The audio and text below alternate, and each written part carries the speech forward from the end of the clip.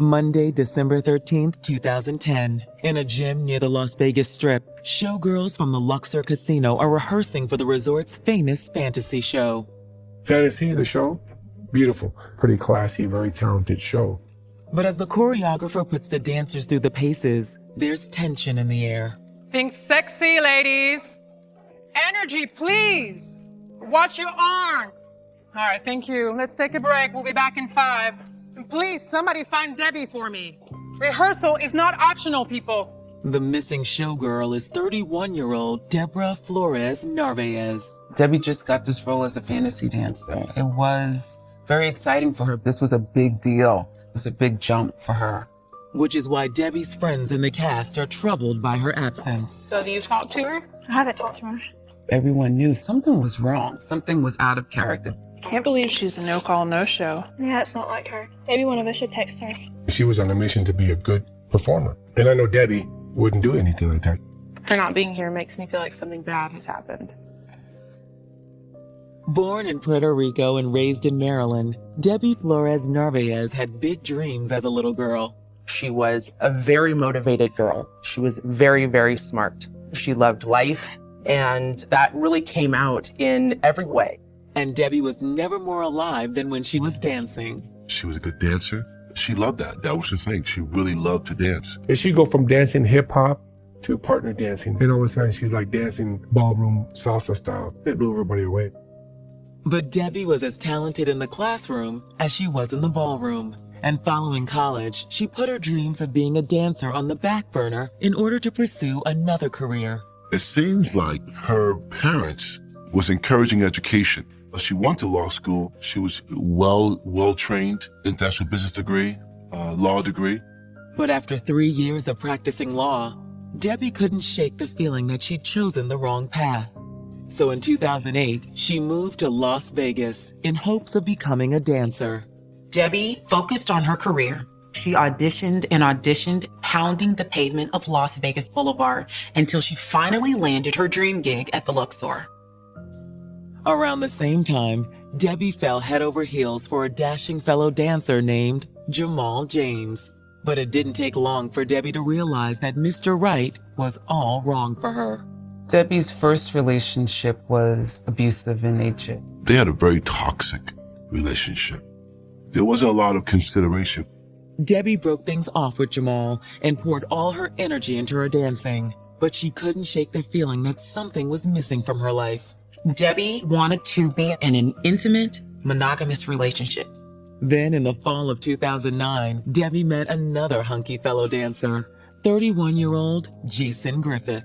Jason and Debbie met at a pregame party for a local indoor football team called the Las Vegas Locos. Hey, how you doing? Good.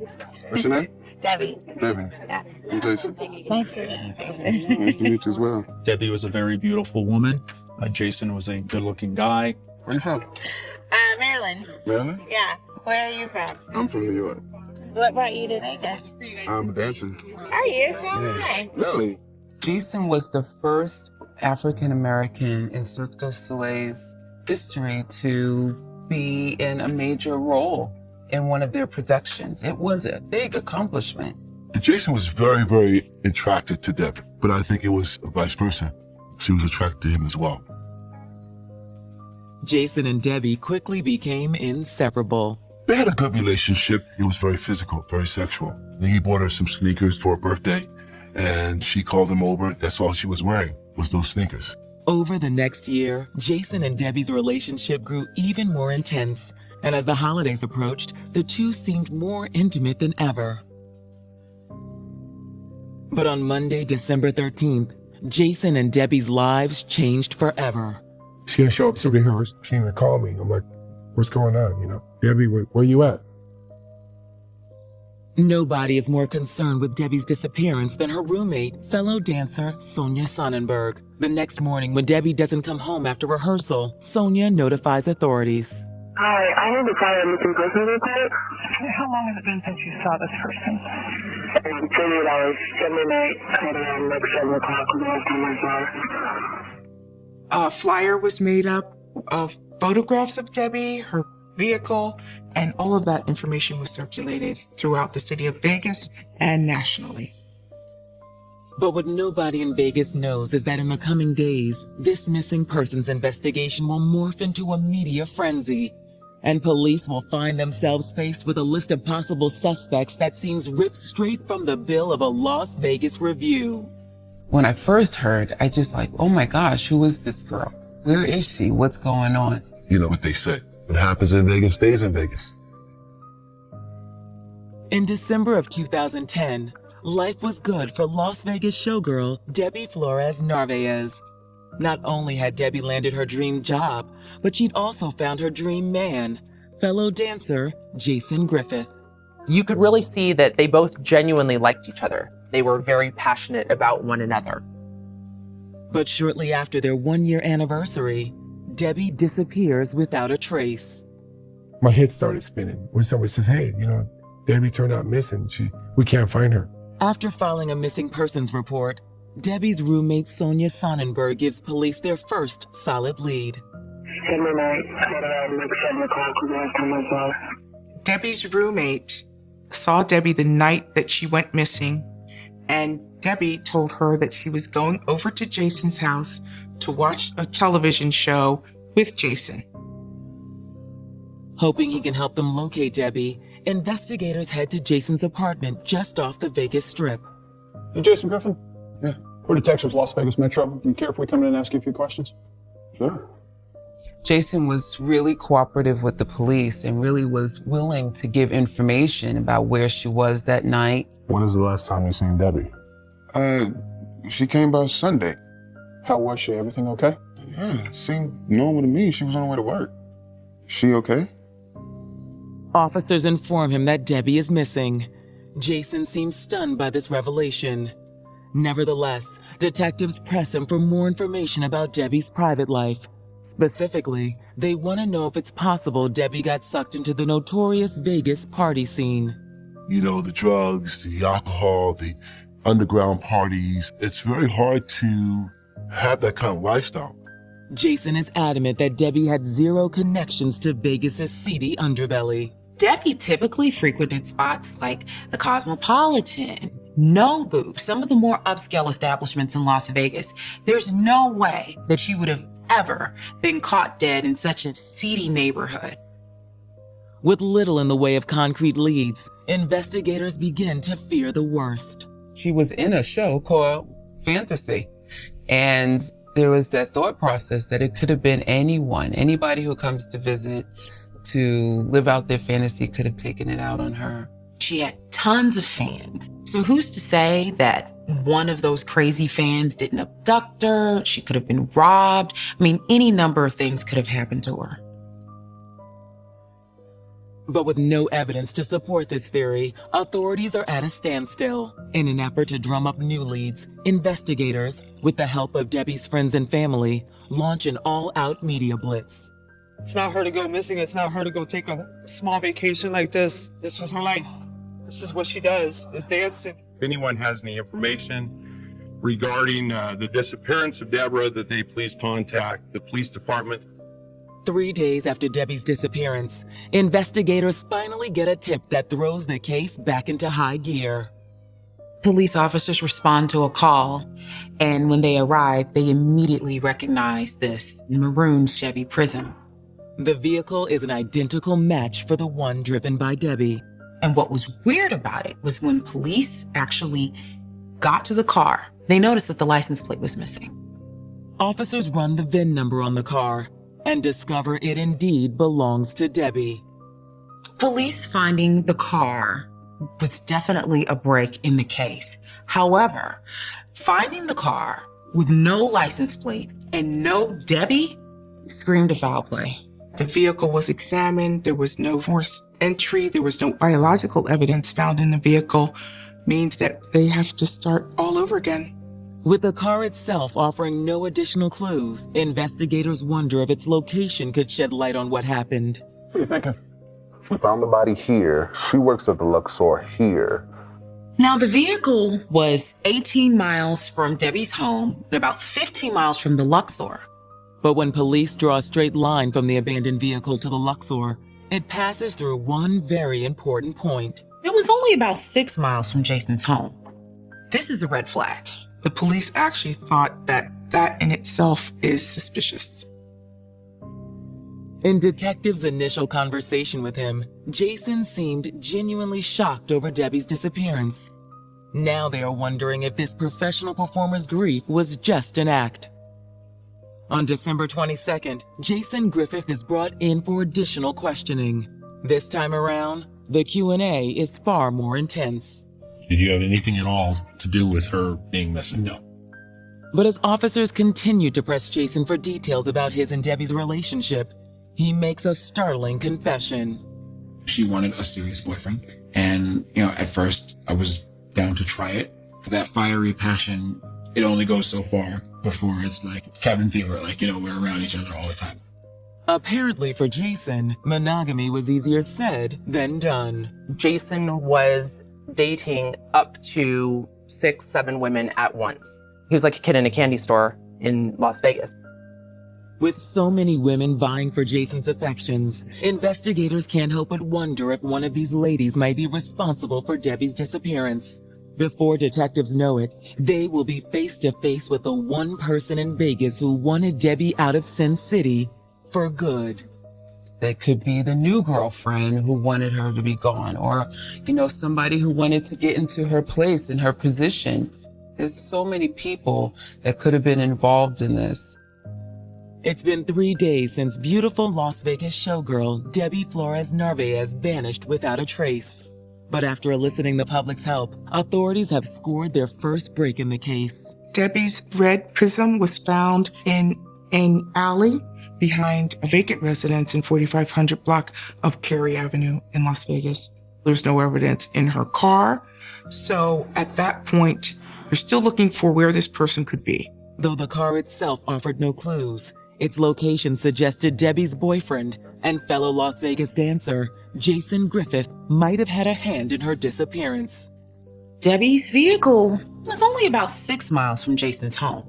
Hauled into an interrogation room once again, Jason has just admitted Debbie wasn't the only Las Vegas beauty in his life. Jason was seeing a number of women. There were varying degrees of what his involvement was with them. There were a number of women that he would tell that he loved. Though Jason kept his harem of lovers on the down low, he admits to police that in May of 2010, he fell particularly hard for a dancer named Allison Rose. Allison Rose seemed to be at the top of her game as far as the Las Vegas dance scene. She was seen in billboards throughout the entire city. She had accomplished herself as a dancer. Jason claims that once he started falling for Allison, he tried to break things off with Debbie. But Debbie was so desperate to hold on to him that she agreed to a special arrangement. Jason communicated to Debbie that he wants to be with Allison. So you're not wanting the same thing. However, if Debbie was agreeable to having kind of a sexual side relationship, he would be willing to do that. Debbie said yes. She felt that if she hung in there, stayed loyal, that Jason would eventually return to her. But according to Jason, the new arrangement didn't work for long. Things started to change for Debbie in that relationship. When he got with Allison, it became very clear that he was distracted. He no longer was going to give her what she needed. She would show up at my job. She would put threatening letters on my car. She followed me over to the new girl's house and slashed my tires. A background search on the couple seems to confirm Jason's story. He called the police approximately 10 times in a span of about 8 months. My girlfriend just came to the house and punched out my window, and she needs to go. What she used? Her fist. It appears that Debbie, not Jason, is the one who has a violent side. But Jason does give detectives the name of someone he feels could be responsible for Debbie's disappearance. Her former boyfriend, Jamal James.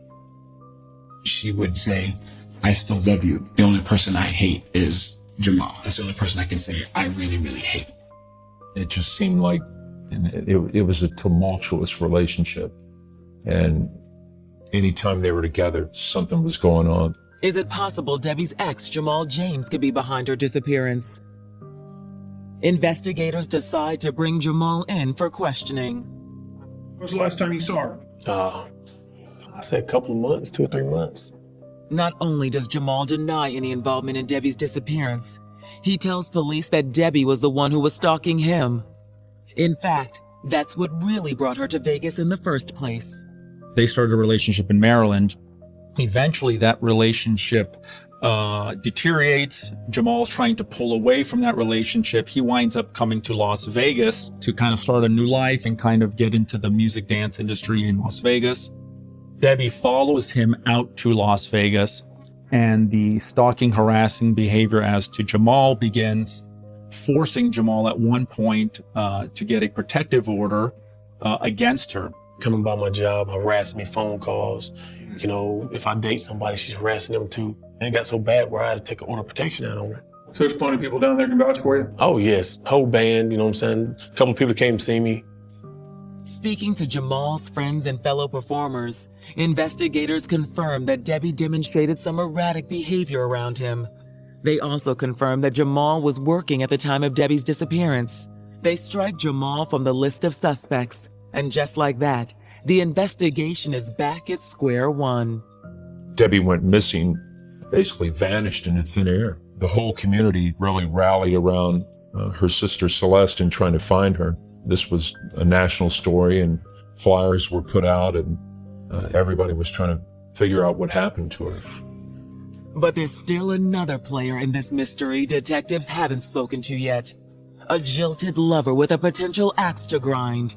One investigators believe might be capable of murder.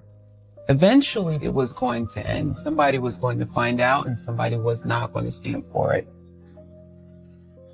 As the search for missing Las Vegas showgirl Debbie Flores Narvaez enters its second week, detectives have discovered that the 31-year-old dancer was involved in not one, but two tumultuous relationships, both of which seem to bring out a dark side of Debbie few had ever seen.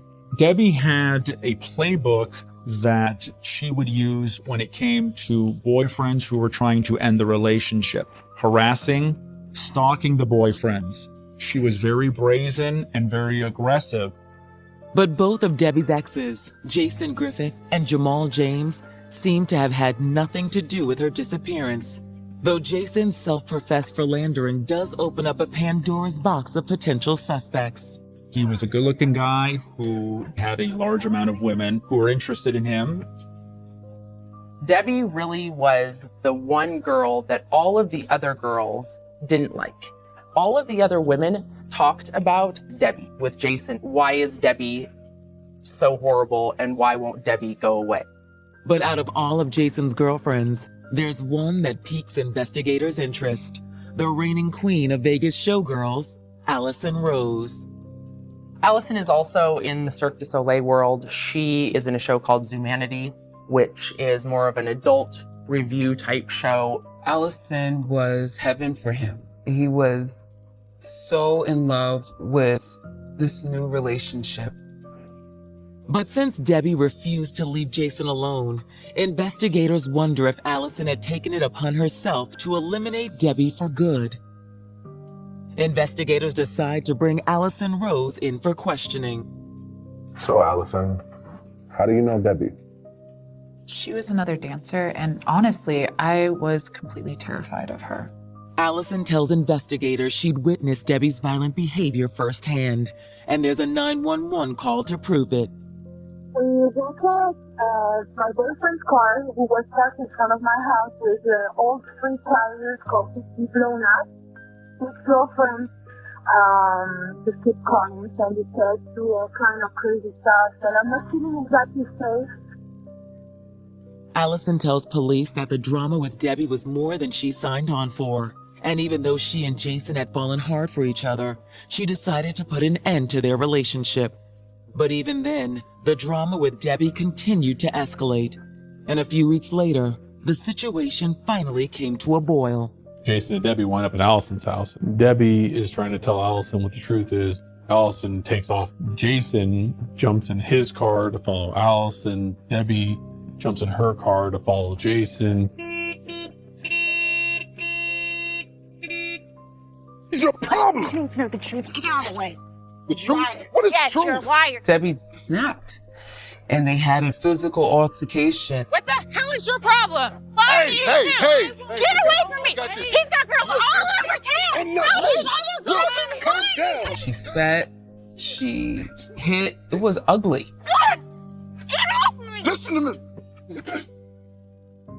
Get in your car and take your crazy ass home.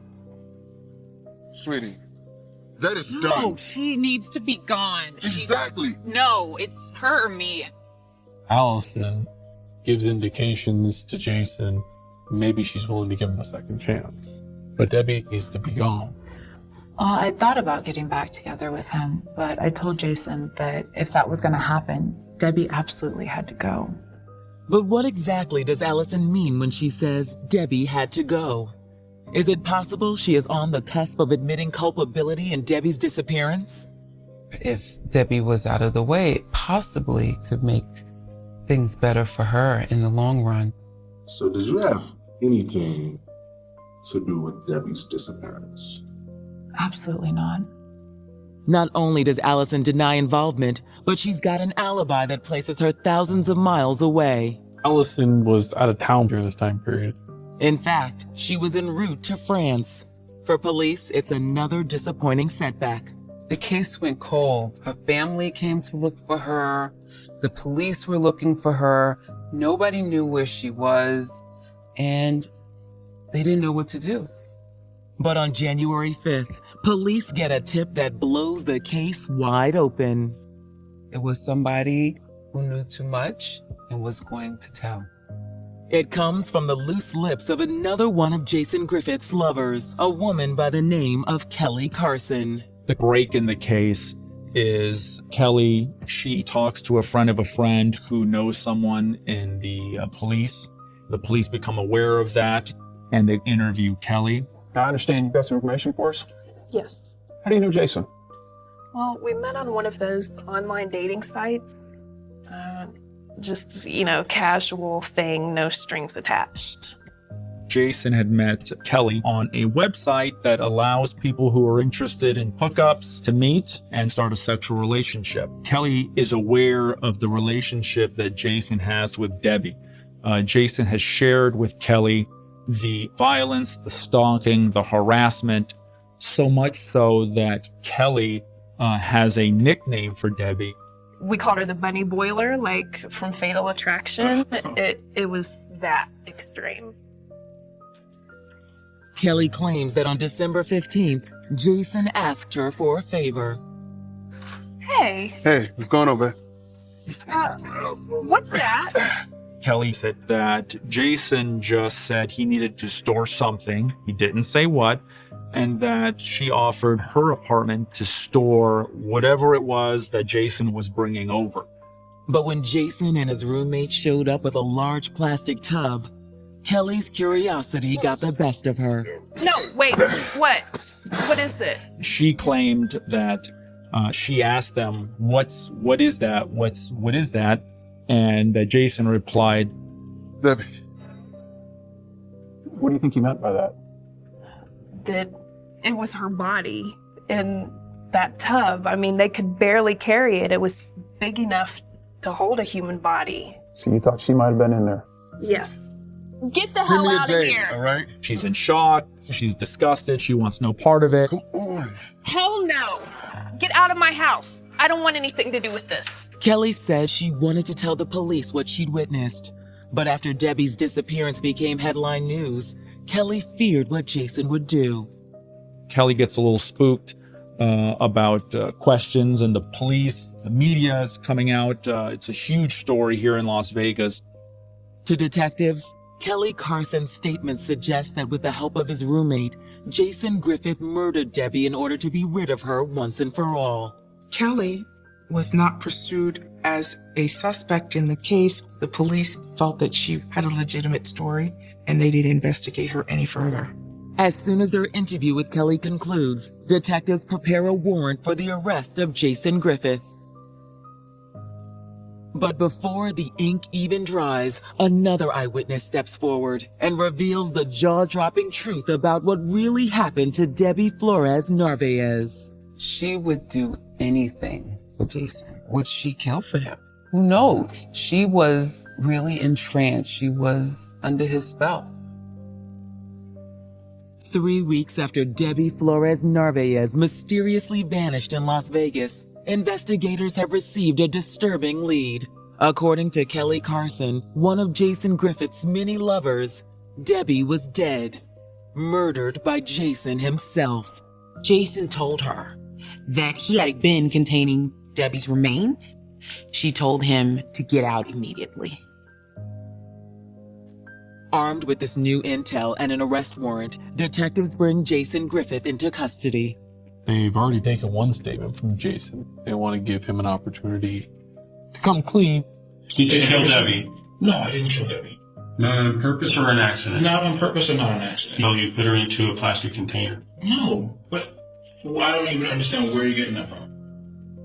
After she was in a plastic container for a period of time, did you fill it with concrete?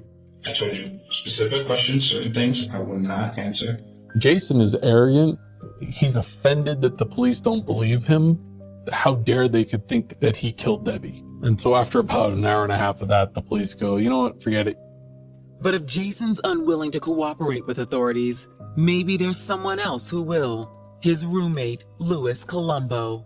They grew up back in New York together. They met when they were 15, and they really only had each other. When Jason came out here and became a dancer, he encouraged Louis to come out as well. With little or no physical evidence tying Jason to the crime, getting a confession from Louis Colombo might be investigators' only hope for solving the case. They found Louis and they put him in a room, and essentially he wasn't going to be able to leave until he told him where Debbie's body was. Louis was very reluctant. He had a loyalty to Jason. You gonna tell us what happened? This can't. Police push him and push him and push him. And Louis still says, I just can't do it, because if I tell you what happens, my best friend goes to jail forever. Well, look at it this way. We solve this and find out you're involved, you're gonna go away for just as long as he is. In exchange for immunity, Jason's roommate, Louis, decided to cooperate with the police. After getting assurances from the police that he would never face prosecution, Mr. Colombo started telling the details of what had happened. According to Louis, it started around 7:30 p.m. on the night of December 12th, when Debbie surprised Jason at home. What are you doing? I'm just coming over to hang out. The argument begins almost as she enters the door. Jason tells her, I'm going to go spend time with Allison, and she says that's unacceptable. You're going to see Allison? I am going to see No, Allison. no, you're not going to see Need Get something? you out of my face. Jason and Debbie are at it again, going for the jugular. Literally, Jason begins to choke Debbie. Jimmy, I just said you need to go. Louis has to come in and physically pull Jason off Debbie. Chill out, man. I need to go. Honey, you probably need to go. No, I'm not leaving. He tries to be the voice of reason, mediates the conflict, even going so far as to suggest that maybe, Debbie, you should just leave. But Debbie insisted on staying. You need to go. I'm not leaving. After stopping the fight, Louis left the apartment to run errands for a couple hours. When he returned, he immediately knew something was wrong. The house is all dark, and he sees Jason sitting on the couch by himself. What's up, man? The only response from Jason was, dude, yeah. She's dead. What do you mean she's dead? She's dead. She was just here, man. Where is she? Jason indicates back to the small bedroom.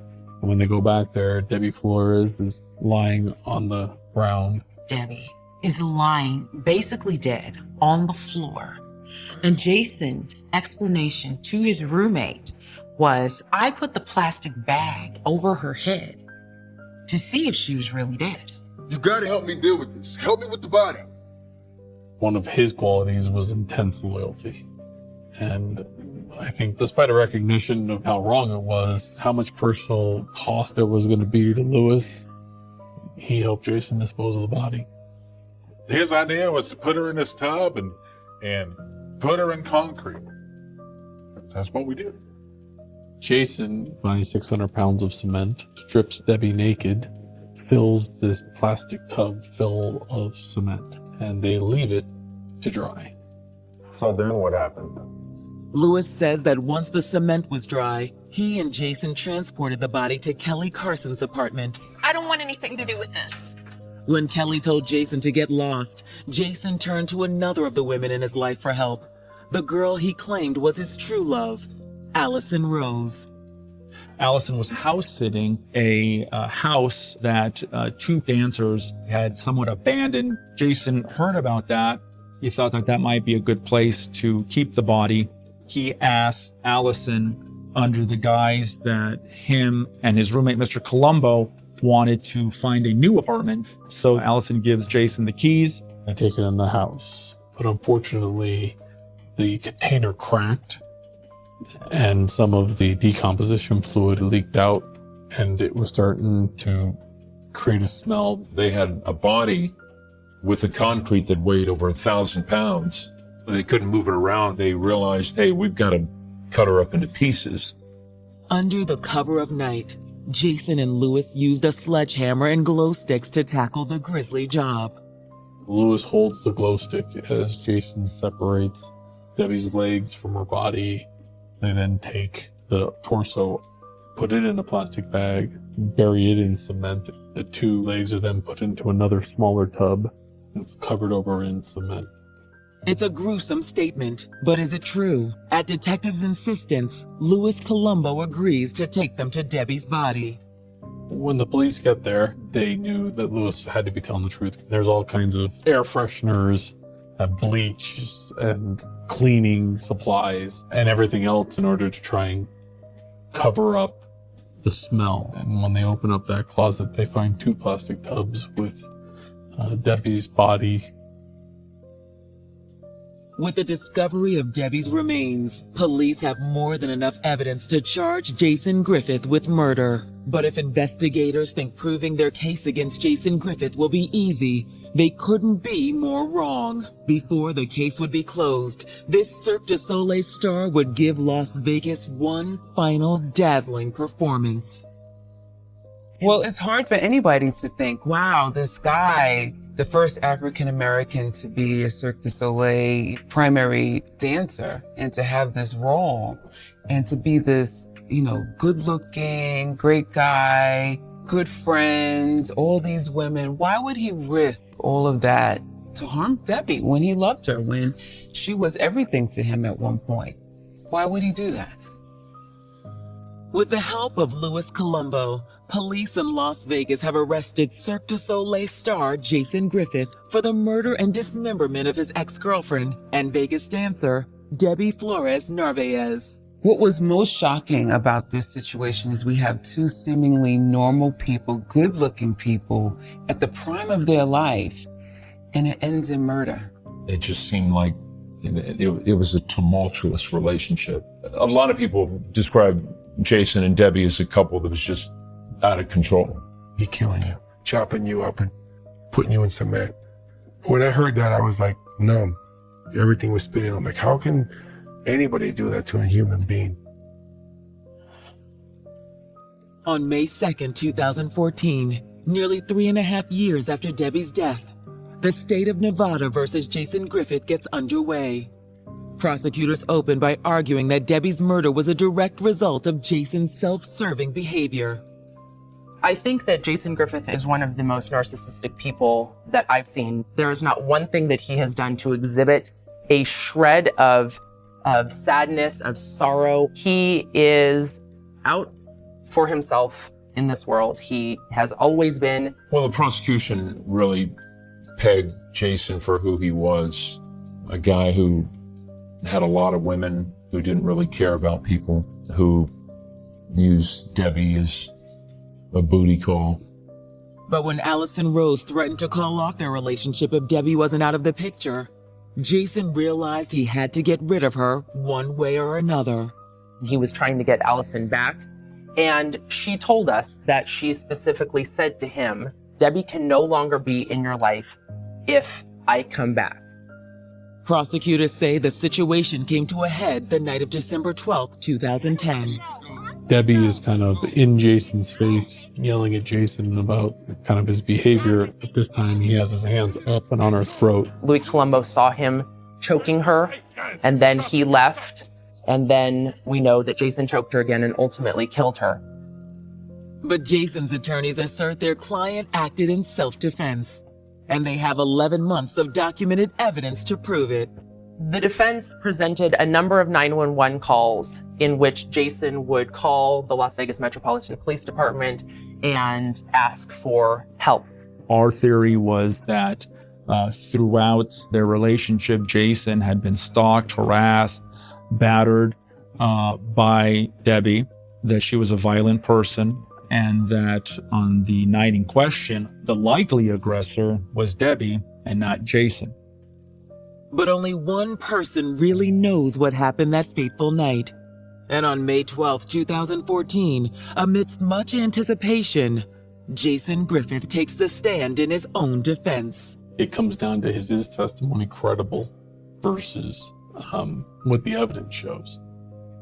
Jason claims that on December 12th, Debbie showed up unannounced at his home and threatened to hurt him if he ever saw another woman again. Debbie shows up at his house in a violent rage. And he's assuming that she has a gun, and they're arguing. He puts her in a chokehold. Asphyxiation takes place, and she dies. Debbie, wake up. Debbie. Debbie. Jason's testimony seems plausible, but in cross-examination, prosecutors systematically begin to pick apart his story. Debbie had never had a gun.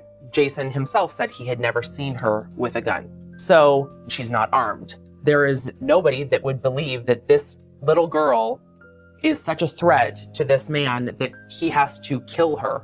Whatever happened prior to the murder is irrelevant. Whether or not she was a little crazy, she's unarmed in his house and she winds up choked to death and then winds up chopped up and put in cement. Prosecutors make it very clear that there was only one thing that Jason intended to do that night: complete the job his pal Louis Colombo prevented him from finishing hours earlier. The night that Debbie met her demise, she was going to tell the police that she had been choked. He was faced with a choice that evening, and I believe that that night he chose his liberty over her life. After 9 days of testimony, both sides rest. As the jury deliberates, those in the courtroom aren't sure which way the verdict will go. The judge may be thinking about the fact that this was self-defense, and there was some evidence that she's had a violent, troubled past. I'm curious as to the verdict. What's going to happen there? The only living person who truly knows what happened that night is you. And a very careful and deliberate jury determined that what occurred that night was second-degree murder. Jason was found guilty of murder in the second degree. His sentence was 10 to life, so he is eligible for parole after 10 years. What he did to this poor girl was like totally unforgivable. He should serve life. There's no ifs, ands, or buts about it. But even with Jason behind bars, there are those who can't square the two very different pictures of Debbie Flores Narvaez that emerged during the investigation. One is the picture of a beautiful, talented dancer living out her dream. The other is the picture of an unstable ex-girlfriend, tortured by the prospect of losing the man she loved. She was attracted to people who were dysfunctional and felt that she could fix them. If I do more, if I love more, they will love me back. She was a victim of being in love with men that she knew were flawed.